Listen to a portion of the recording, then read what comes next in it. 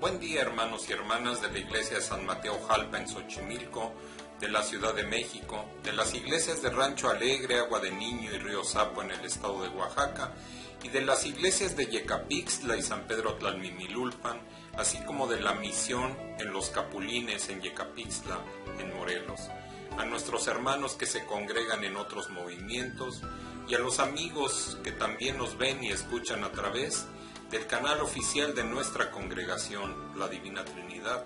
Les envío a todos un cordial saludo. En esta escuela dominical continuamos con el estudio de la vida de Pablo y sus cartas, en particular la carta a los Gálatas, y hasta el día de hoy hemos visto ya 9 capítulos completos del estudio base que estamos utilizando para este estudio. En este día veremos, con la ayuda de Dios, el capítulo siguiente, que se divide en 3 partes. Regreso a Antioquía es la primera de ellas, la reedificación de Barreras la segunda y el apostolado de Pablo en su parte final, la tercera. La segunda parte es la que le da nombre al estudio del día de hoy, la reedificación de Barreras, y abarca en específico el capítulo 2, versículos 11 al 21 de la carta a los Gálatas. Antes de continuar, les pido, hermanos, hermanas, como siempre, me acompañen a orar al Señor, inclinando nuestro rostro y cerrando nuestros ojos, para pedirle que sea su Espíritu Santo quien tome control de este momento y nos conduzca en este día y siempre, para que conozcamos lo que Dios quiere y espera que hagamos sobre su bendita y maravillosa palabra.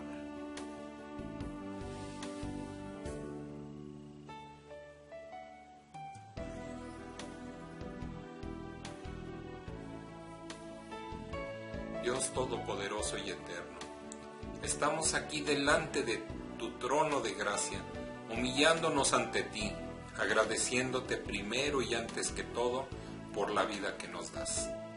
Gracias, Dios Santo, por este nuevo día, porque nos das la salud y las fuerzas para llevarlo adelante con bendición, con tu presencia en nuestras vidas.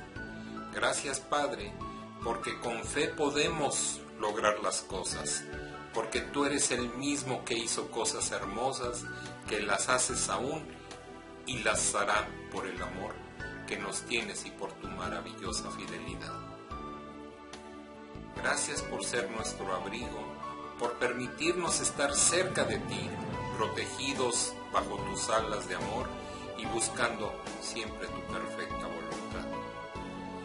En esta hora, bendito Padre, quiero presentar delante de ti esta oración de intercesión por todos aquellos que están pasando alguna tribulación o están padeciendo una enfermedad, especialmente por la vida de nuestro pastor Agustín Águila, poniéndolo en tus preciosas y benditas manos. Te pido, Señor, que tu Espíritu Santo sea con cada uno de nosotros, ministrando nuestras vidas, guiándolas por caminos de bien y no de mal. Que sea Él hablando a cada uno de nosotros en este día, haciéndonos conocer lo que tú quieres que aprendamos de tu maravillosa palabra. Gracias por rescatarnos de donde estábamos y darnos el regalo de la salvación y vida eterna. Todo esto te lo agradecemos y pedimos en el nombre de tu Hijo amado, en el nombre de nuestro Señor Jesucristo. Amén y amén.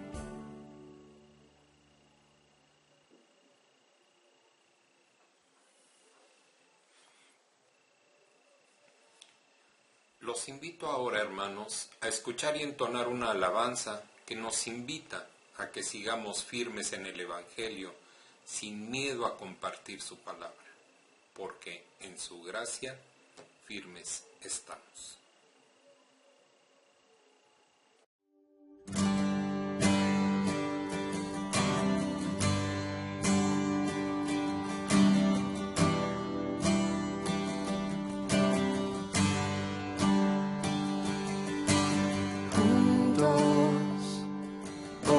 cantamos como hermanos, Él nos unió.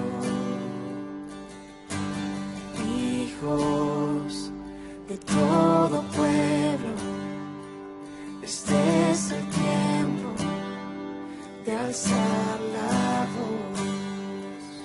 No escucharé al miedo, mi mirada pongo en el cielo. En tu gracia firme estoy, tú me amas tal como soy.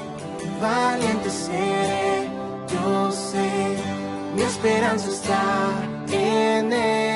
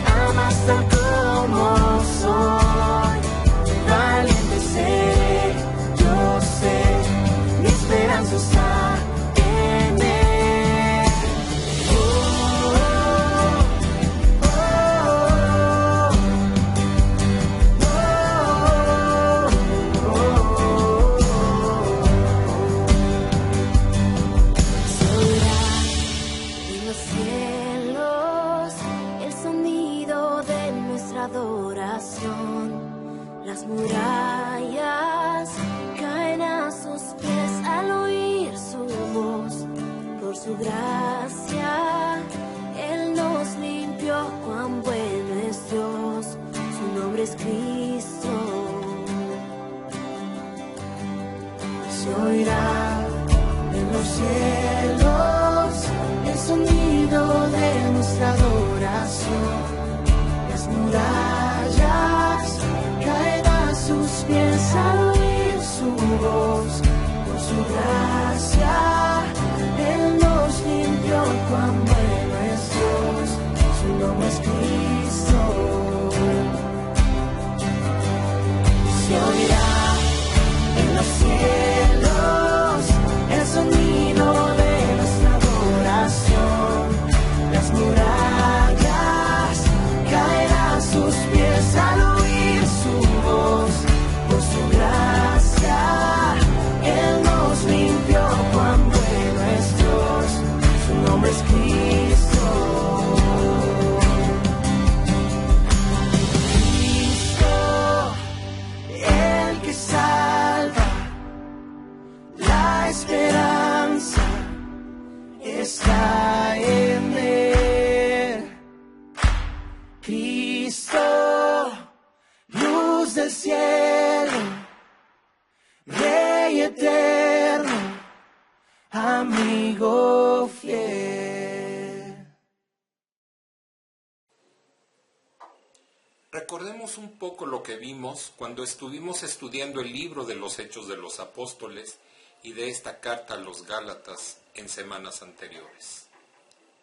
Pablo fue alcanzado por nuestro Señor Jesucristo en el camino a Damasco, cuando perseguía a los cristianos con la finalidad de apresarlos y meterlos en la cárcel, para luego ser convertido y llegar a ser el apóstol de los gentiles.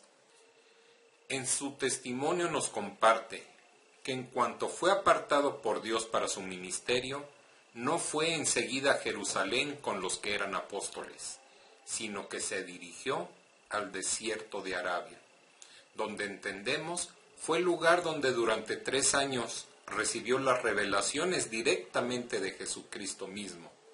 Es por ello que en sus cartas él se define como apóstol, no de hombres ni por hombre, sino por Jesucristo y por Dios el Padre que lo resucitó de los muertos, como está establecido en esta carta a los Gálatas en su capítulo 1, versículo 1. Podríamos preguntar, ¿el evangelio que Pablo predicaba era el mismo que estaban predicando los otros apóstoles y que también habían recibido de los labios de nuestro Señor Jesucristo? Pablo tuvo su experiencia en Arabia, donde observamos el origen del evangelio en lo que se refería a él. Eso nos lleva al tiempo de la conversión del apóstol. Luego vimos la experiencia de Pablo con los apóstoles en Jerusalén y el carácter único que tiene el evangelio. Aún cuando él no había tenido ningún contacto con los apóstoles en relación con el evangelio, el mensaje que él estaba predicando y el evangelio que ellos estaban predicando coincidían, y todos fueron conscientes de que estaban predicando el mismo mensaje, el evangelio de la gracia de Dios. El libro de los Hechos de los Apóstoles, en su capítulo 14, versículos 26 al 28, nos deja ver que Pablo y Bernabé regresaron a Antioquía de su primer viaje misionero y reunieron a la iglesia para compartirles las maravillas que Dios había permitido hacer para alcanzar a los gentiles, y que después permanecieron ahí por mucho tiempo con los discípulos de ese lugar. Veamos lo que nos dice esta porción de la Sagrada Escritura. Hechos 14, 26 al 28. De ahí navegaron a Antioquía, desde donde habían sido encomendados a la gracia de Dios para la obra que habían cumplido. Y habiendo llegado y reunido a la iglesia, refirieron cuán grandes cosas había hecho Dios con ellos, y cómo había abierto la puerta de la fe a los gentiles, y se quedaron allí mucho tiempo con los discípulos. Después de esto que acabamos de comentar, se presentó una situación muy dramática, que es la que veremos en la segunda parte de la escuela dominical y que da título a nuestro estudio del día de hoy. Encontramos aquí la tercera gran experiencia de Pablo. Comenzó con la experiencia en Arabia con nuestro Señor Jesucristo y continuó con su experiencia con los apóstoles en Jerusalén. Y llegamos a esta tercera experiencia de Pablo, ahora en Antioquía. Lo que allí sucedió fue de gran importancia. La iglesia en Antioquía estaba formada en su mayoría por gentiles, aunque en realidad entre sus miembros había una mezcla de judíos y gentiles. Y no vamos a poder comprender en realidad lo que ocurrió a no ser que entendamos cómo funcionaba la iglesia primitiva. Ellos tenían una especie de banquete en conexión con la cena del Señor. Pablo habló mucho sobre este tema en su primera epístola a los Corintios. Los primeros creyentes se reunían para una gran comida antes de celebrar la cena del Señor.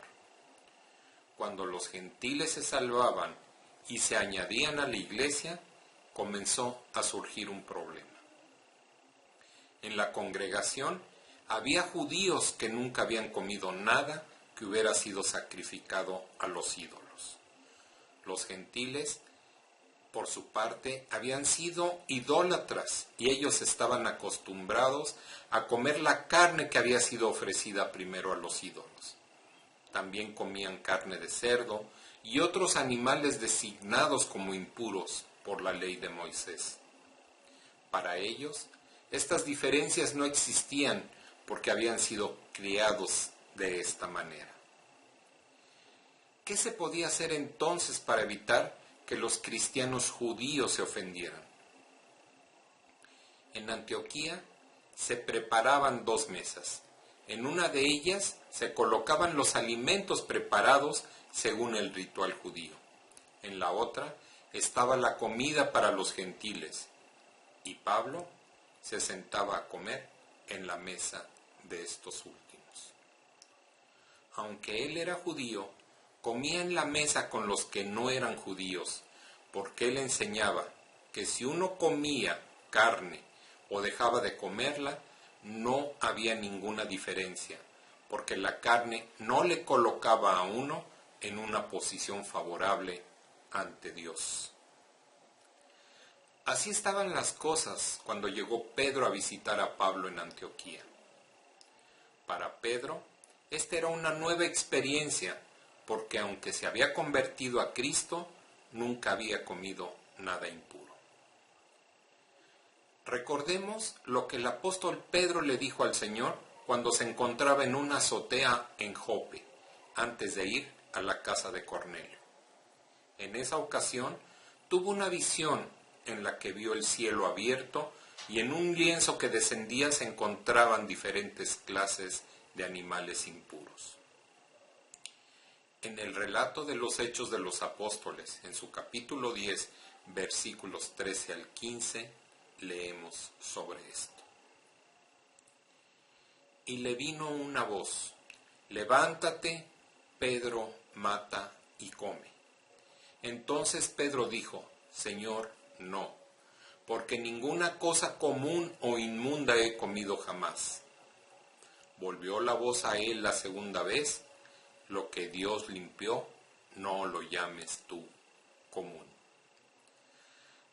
Así que tenemos que recordar que Pedro había sido un creyente por algún tiempo cuando vino a visitar a Pablo en Antioquía, pero aún continuaba siguiendo la dieta de los judíos. Cuando él llegó a la iglesia de Antioquía, se encontró con estas dos mesas, una preparada para los gentiles y otra con los alimentos preparados según el ritual judío.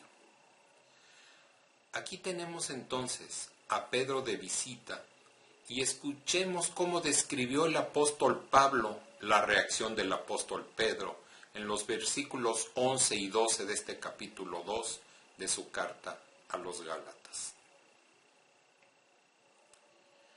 Pero cuando Pedro vino a Antioquía, le resistí cara a cara porque era de condenar, pues antes que viniesen algunos de parte de Jacobo, comía con los gentiles, pero después que vinieron, se retraía y se apartaba, porque tenía miedo de los de la circuncisión.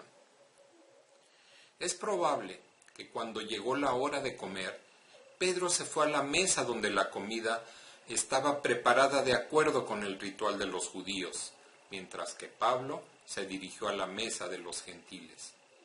Y Pedro, al observar que Pablo hacía esto, bien pudo acercarse a él y sostener un diálogo como este, un diálogo supuesto.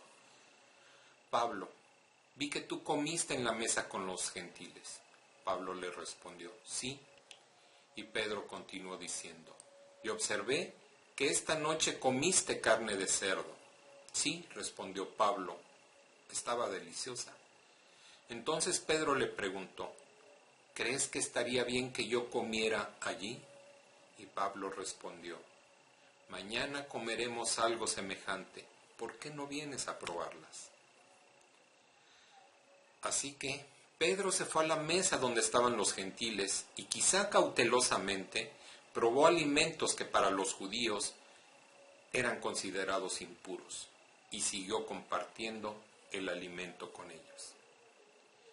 Pablo estaba convencido que bajo la gracia podían comerla o no comerla, no había ninguna diferencia. Después de esto, llegaron desde la ciudad de Jerusalén algunos judíos diciendo que eran creyentes y que iban de parte de Jacobo, el hermano de nuestro Señor, quienes habían hablado falsamente sobre esto y habían ido con la intención de perturbar a la iglesia de Antioquía. Luego comenzaron a criticar a Pedro por comer junto con los gentiles. Esto tuvo un efecto terriblemente destructivo en la iglesia, ocasionando que Pedro fuera el primero en ceder ante estos falsos creyentes judíos. Pablo observó ese detalle y ¿qué ocurrió entonces? Veamos qué nos dice la carta a los Gálatas capítulo 2 versículos 13 y 14. Y en su simulación participaban también los otros judíos, de tal manera que aún Bernabé fue también arrastrado por la hipocresía de ellos. Pero cuando vi que no andaban rectamente conforme a la verdad del Evangelio, dije a Pedro delante de todos: si tú, siendo judío, vives como los gentiles y no como judío, ¿por qué obligas a los gentiles a judaizar? Era correcto para Pedro y los demás creyentes judíos ir a comer a cualquiera de las mesas, ya fuera la mesa de los alimentos tradicionales de los judíos o la de los gentiles. Pero habiendo estado comiendo en la mesa de los gentiles, al regresar a la mesa de los judíos, por temor a estos otros hermanos de Jerusalén, estaba demostrando con su actitud que en la mesa de los gentiles había algo que estaba mal y que la mesa de los judíos era la única que estaba bien. Estos hermanos de Jerusalén eran legalistas severos y bajo el régimen de la gracia estaban en su derecho de comer conforme a lo que sus convicciones consideraran. Nosotros no debemos tener ninguna objeción a que algunas personas hoy crean que no deben comer ciertos alimentos, pero esas personas también deben darnos a nosotros la libertad de comer lo que prefiramos comer. En este caso, Pedro se apartó de la libertad que tenía en Cristo para retroceder nuevamente al judaísmo. La naturaleza de la reprensión de Pablo nos muestra, en primer lugar, la inconsistencia de guardar la ley. Si era correcto para Pedro vivir como los creyentes gentiles, ¿por qué desearía él que los gentiles vivieran como judíos? Eso es lo que él estaba expresando con su conducta, cuando dejó la mesa de los gentiles para ir a la de los judíos. Si Pedro era libre para vivir sin estar sujeto a la ley, ¿no era legítimo que los gentiles hicieran lo mismo? No estamos hablando de separarse de creyentes falsos, sino de creyentes verdaderos que solo pertenecen a otro grupo. Pedro estaba separado de los demás creyentes al no comer con ellos, y de Dios por haber vuelto a levantar las barreras que Cristo destruyó en la cruz. En su encuentro con Cristo en el camino hacia Damasco, el apóstol Pablo había roto con su pasado de esclavitud. Esa esclavitud de estar luchando continua e inútilmente con los preceptos humanos de su religión judía, y había encontrado la verdadera libertad que consistía en mirar desde la perspectiva de Cristo la vida y la conducta cristiana. En la sujeción a los seres humanos y a sus reglas de conducta había elementos de esclavitud. En cambio, el apóstol, en su sujeción al Señor, disfrutaba de esa libertad que solo otorga el control del Espíritu Santo sobre la vida y proceder de los cristianos, dándoles fuerza y poder para vivir conforme al plan de vida que Dios ha establecido, para que en las luchas y conflictos ellos puedan compartir la victoria que Él conquistó con su muerte y resurrección. Para entrar en esa vida, que es el preludio de la vida eterna, solo tenemos que ser conscientes de nuestra gran necesidad de tener esa relación con Dios, confiando en la eficacia del sacrificio de Cristo en la cruz a favor nuestro. A partir del versículo 15 del capítulo 2, y hasta el capítulo 4, versículo 31, de los cuales hoy solo llegaremos al capítulo 2, versículo 21, Pablo inició la parte doctrinal de esta epístola. Esta tercera división de la epístola presenta la justificación por la fe y el conflicto entre la fe y las obras, y entre la libertad y la esclavitud. En esta sección, Pablo asumió su posición como judío. Leamos entonces qué nos dice el versículo 15. Nosotros, judíos de nacimiento y no pecadores de entre los gentiles. El judío de esa época consideraba pecadores a los gentiles. En realidad, las palabras gentil y pecador eran sinónimos en esa época. Por tanto, el reproche de Pablo puso de manifiesto la insensatez de intentar guardar la ley y lo inútil que podía llegar a ser. Ahora escuchemos lo que Pablo dijo en el versículo 16. Sabiendo que el hombre no es justificado por las obras de la ley, sino por la fe de Jesucristo. Nosotros también hemos creído en Jesucristo para ser justificados por la fe de Cristo y no por las obras de la ley, por cuanto por las obras de la ley nadie será justificado.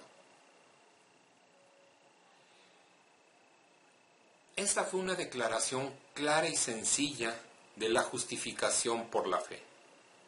Un legalista se vería ante problemas al enfrentarse con este versículo. Esta declaración desbarata a cualquier sistema legalista que exista en la actualidad, porque el decir que uno tiene que añadir algo a la fe en Cristo mutila totalmente el Evangelio. Lo que él estaba diciendo aquí es que si un judío había tenido que dejar la ley atrás, olvidándose de ella, abandonándola para poder ser justificado por la fe y no por las obras de la ley, entonces, ¿por qué los gentiles debían ser puestos bajo la ley? Ese fue el gran argumento que tuvo que debatir el Concilio de Jerusalén, que se menciona en el capítulo 15 de los Hechos de los Apóstoles. ¿Debían los gentiles ser colocados bajo la ley? Gracias a Dios, la respuesta guiada por el Espíritu de Dios fue que los gentiles no debían estar bajo la ley para lograr la salvación ni para su vida diaria, ya que ellos estaban llamados a vivir en un nivel superior que la sangre de Cristo les había dado. Pero hay otra consideración más, hermanos.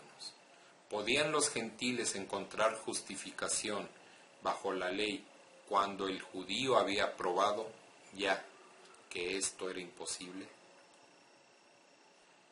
El judío había tenido la ley por casi 1500 años y no había podido cumplir la ley en absoluto. La pregunta era entonces, ¿por qué obligar al gentil a que viviera bajo aquello que no había salvado ni siquiera a un israelita? Lo que Pablo estaba diciendo aquí es que los gentiles creyentes ya habían sido justificados por la gracia. Por lo tanto, sería insensato para ellos apartarse del principio de la gracia para vincularse al de la ley, que no había sido capaz de justificar a ninguno de los judíos. Ante la cruz, todos los seres humanos se encuentran en el mismo nivel, y ese nivel les identifica como pecadores. Usted y yo, hermano, hermana, somos pecadores.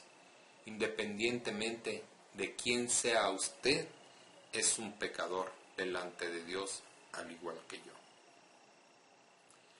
La primera frase completa era entonces la siguiente: sabiendo que el hombre no es justificado por las obras de la ley. El artículo la no se encuentra en el idioma original, así que la frase concluiría diciendo, no es justificado por obras de ley. Esto incluye el sistema de la ley mosaica y también incluye cualquier otro sistema legal. Aquí dice que el hombre no es justificado por ninguna ley y Pablo incluyó a cualquier sistema legal de cualquier religión. En realidad, esto es lo que hace que el cristianismo sea diferente de cualquier religión que existe en la faz de la tierra. He examinado muchos de los cultos y religiones de este mundo y cada una de ellas nos dice que debemos hacer algo, pero el cristianismo es diferente. Nos dice que somos justificados por la fe, es decir, que la fe, y solo la fe, es un hecho consumado para nosotros. Cada una de las religiones nos dice, haz esto o haz lo otro, pero el cristianismo dice, todo está ya hecho, finalizado. Todo ha sido completado y lo único que tenemos que hacer es creerlo. Quisiera llamar su atención, hermanos, hacia un versículo importante. Se trata de la primera carta a los Corintios, capítulo 12, versículo 3. Por tanto, os hago saber que nadie que hable por el Espíritu de Dios llama anatema a Jesús. Y nadie puede llamar a Jesús Señor, sino por el Espíritu Santo. Cuando Él vino a este mundo a morir por usted y por mí, y realizó una salvación tan completa, tan perfecta, que cuando Él regresó al cielo, se sentó a la derecha de Dios, porque ya no había nada más que hacer. Todo estaba hecho. Cuando alguien está diciendo que Él no lo hizo todo por Él, es como si estuviera despreciando y maldiciendo a Jesús. Y nadie puede decir eso por el Espíritu Santo de Dios. Es decir, que no está pronunciando la palabra del Espíritu Santo. El Evangelio de Juan nos dice en su capítulo 16, versículos 13 y 14. Pero cuando venga el Espíritu de verdad, Él os guiará a toda la verdad, porque no hablará por su propia cuenta, sino que hablará todo lo que oyere, y os hará saber las cosas que habrán de venir. Él me glorificará, porque tomará de lo mío y os lo hará saber. Regresando al versículo 16 del capítulo 2 de la carta a los Gálatas, vemos que es tan claro que es imposible entenderlo mal, sabiendo que el hombre, cualquier ser humano, hombre o mujer, blanco o negro, rico o pobre, esclavo o libre, y de cualquier raza o nacionalidad, no es justificado por las obras de la ley, sino por la fe de Jesucristo. No dice aquí la fe y algo más. Es la fe y nada más. El versículo continúa diciendo, nosotros también hemos creído en Jesucristo para ser justificados por la fe de Cristo. Notemos lo que él dijo aquí, nosotros. El apóstol Pablo se incluyó a sí mismo, queriendo decir nosotros los hebreos. Pablo estaba diciendo que él y sus hermanos de raza habían tenido que dejar la ley, venir a Cristo y confiar en Él para ser justificados por la fe de Cristo antes que por las obras de la ley. Continuemos con lo que dijo el apóstol Pablo en el versículo 17 del capítulo 2 de su carta a los Gálatas. Y si buscando ser justificados en Cristo, también nosotros somos hallados pecadores. ¿Es por eso Cristo ministro de pecado? En ninguna manera. Justificado es la palabra griega dikaio, que quiere decir declarar a una persona justa, es decir, hacer justa a esa persona. Nosotros hemos sido declarados justos por nuestra fe en Jesucristo.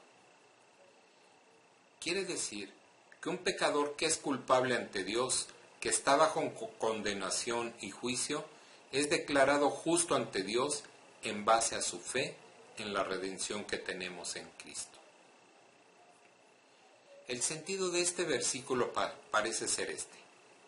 Ya que el judío había tenido que abandonar la ley para poder ser justificado por Cristo y así ocupar su lugar como un pecador, ¿es Cristo el que le hace pecador? La respuesta de Pablo fue, por supuesto que no. El judío, como el gentil, son pecadores por naturaleza, y como él mismo demostró, no podía ser justificado por la ley. Esta misma idea fue expresada por el apóstol Pedro en su discurso ante el Gran Concilio de Jerusalén, como leemos en el libro de los Hechos, en su capítulo 15, versículos 10 y 11. Ahora pues, ¿por qué tentáis a Dios poniendo sobre la cerviz de los discípulos un yugo que ni nuestros padres ni nosotros hemos podido llevar? Antes, creemos que por la gracia del Señor Jesús seremos salvos, de igual modo que ellos. Aquí podemos ver, una vez más, que Pedro y Pablo estaban de acuerdo en la doctrina de la justificación por la fe. Continuemos con el versículo 18 de este capítulo 2 de la carta a los Gálatas.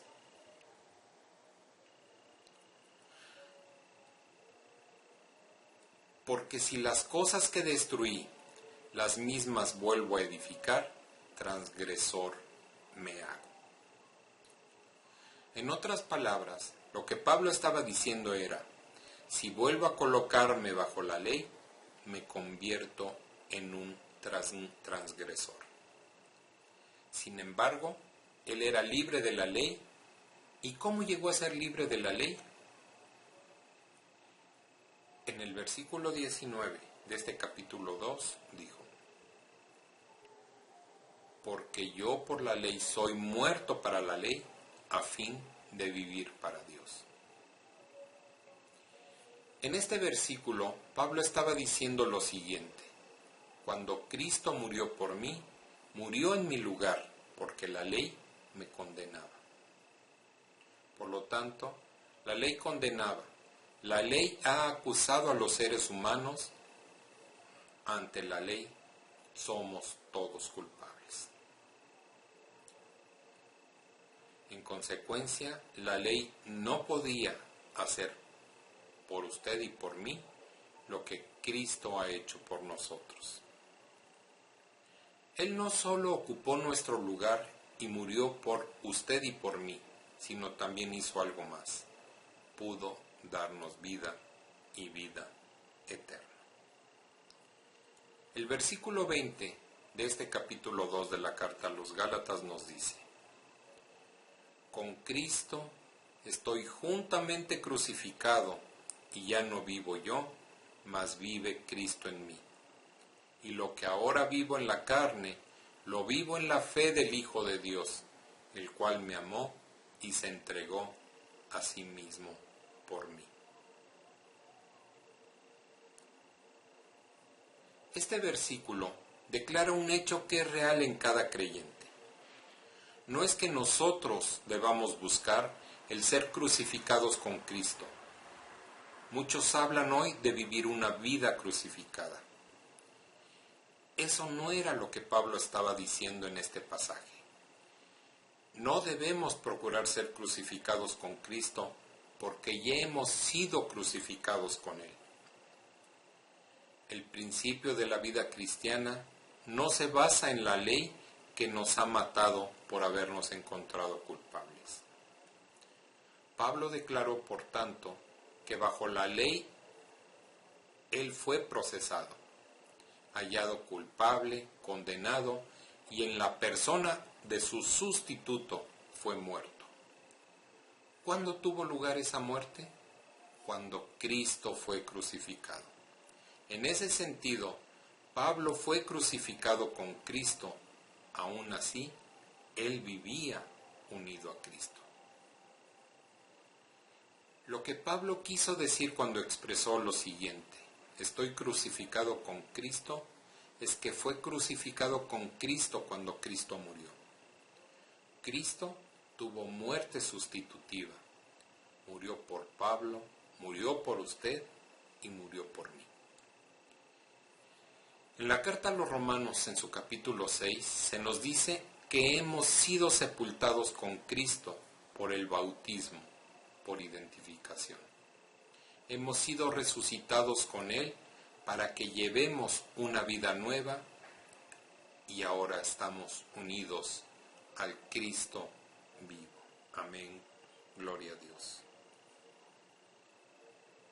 Leamos finalmente por el día de hoy el versículo 21 del capítulo 2 de la carta a los Gálatas.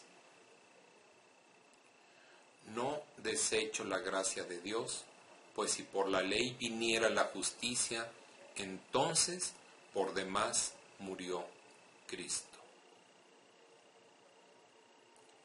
La idea principal en este versículo es sencillamente que si hubiera habido otra forma de salvar a los pecadores, entonces Dios habría utilizado esa forma.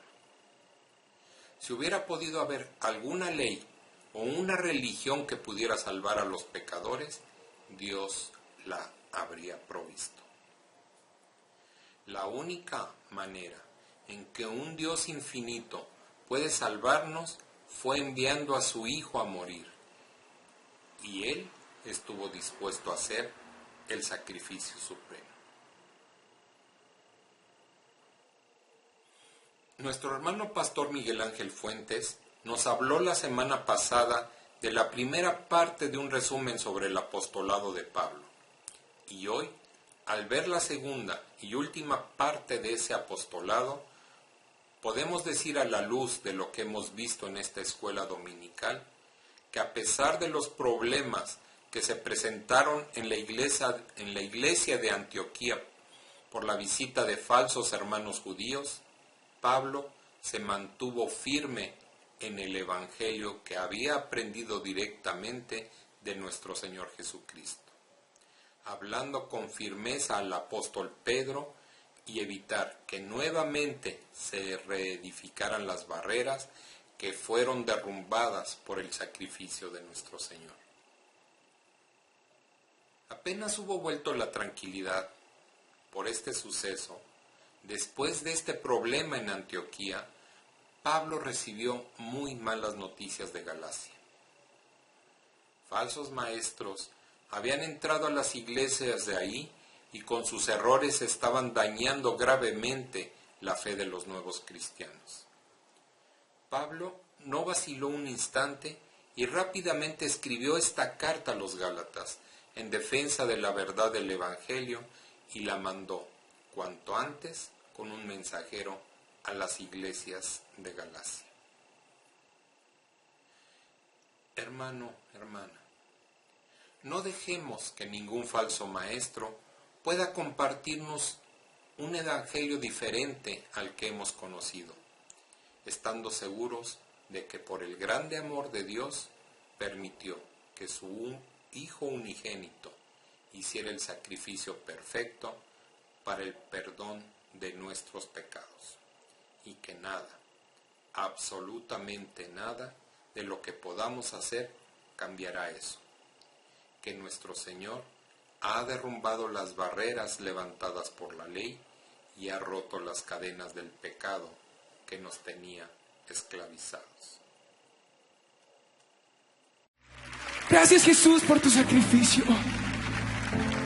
Gracias, Padre, por tu plan perfecto. Gracias, Señor. Gracias porque puedes hacer más allá de lo que pensamos, soñamos o imaginamos. Gracias, Espíritu Santo de Dios, porque habitas en medio de las alabanzas de tu pueblo. Y hoy somos conscientes de tu presencia entre nosotros. Espíritu Santo de Dios, tú rompes cadenas. Espíritu Santo de Dios, hoy nos haces libres para correr confiadamente a ese trono de la gracia. Y por eso hoy decimos: hay poder. Hay poder en el nombre de Cristo. Hay poder en el nombre de Cristo. Hay poder en el nombre de Cristo. Para cadenas romper, cadenas romper, cadenas romper. Hay poder, hay poder en el nombre de Cristo. Hay poder en el nombre de Cristo.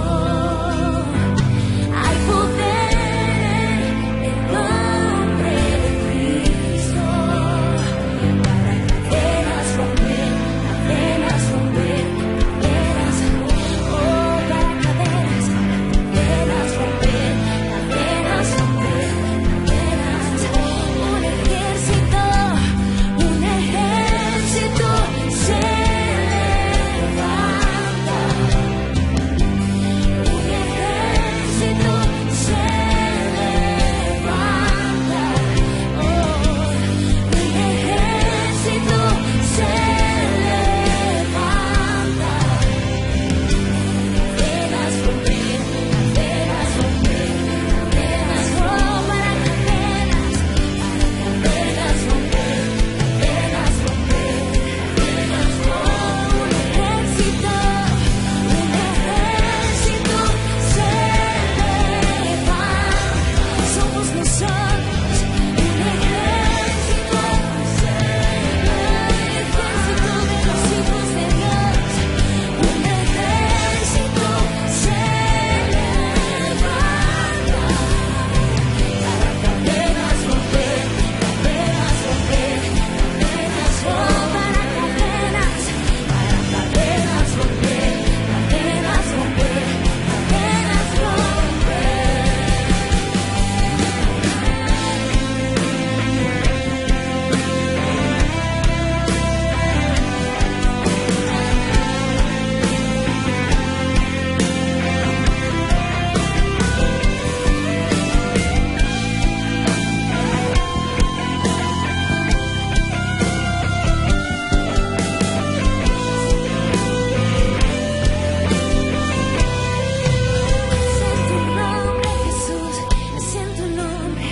Es en tu nombre, nombre sobre todo nombre, nombre en el cual hay salvación,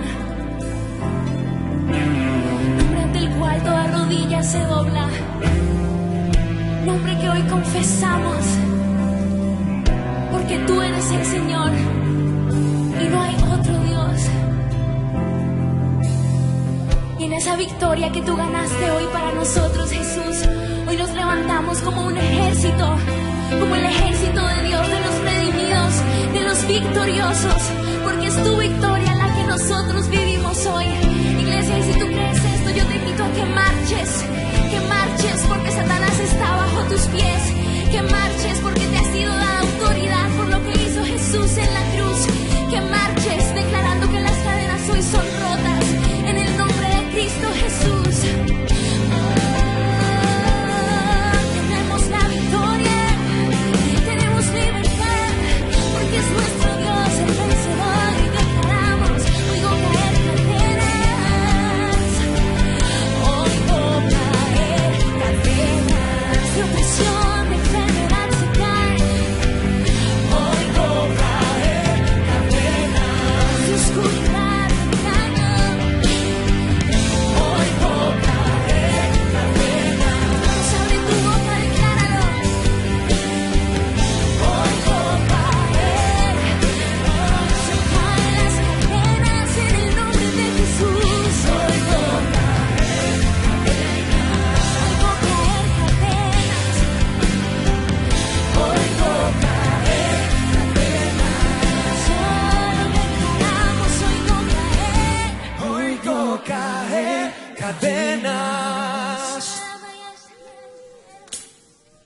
oigo caer cadenas. En nuestras familias, en nuestra nación, Oigo caer cadenas. oh, somos libres, Oigo caer cadenas. porque Jesús ganó la victoria, la batalla. Oh, Señor, Oigo caer lo declara. Hay poder, el nombre de Cristo. Hay poder, el nombre de Cristo. Hay poder, el nombre de Cristo. Cadenas romper, cadenas romper, cadenas oh, para cadenas romper, cadenas romper, cadenas romper. Hay poder en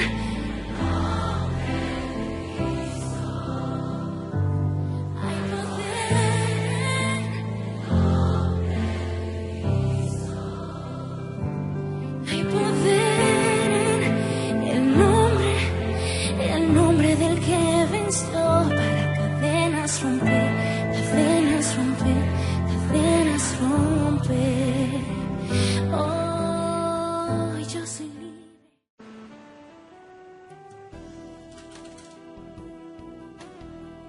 Oremos al Señor.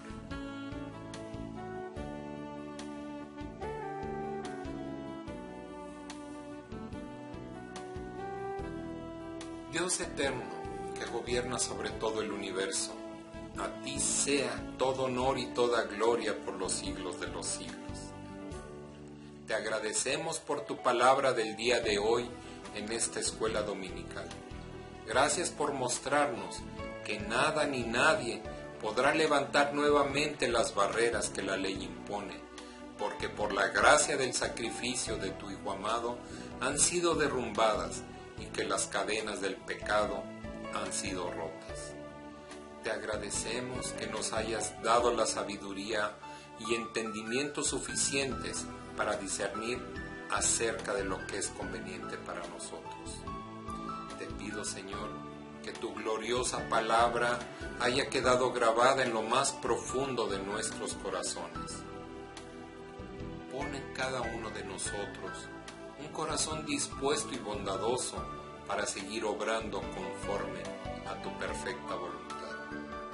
Ayúdanos a seguir confiando en que tú cubrirás todas nuestras necesidades presentes y futuras y nos librarás de cualquier tribulación. Que todo lo que salga de nuestra boca sirva solamente para honrar y glorificar tu santo nombre. Gracias te damos por estar presente siempre, por inclinar tu oído amoroso para escuchar lo que cada uno de nosotros te agradece o te pide, sabiendo que todo esto ocurre porque a tu lado está nuestro gran abogado, quien siempre está intercediendo ante ti por nosotros. En el nombre glorioso de Cristo Jesús, a quien damos toda la honra, honor, alabanza y adoración. Amén, amén y amén.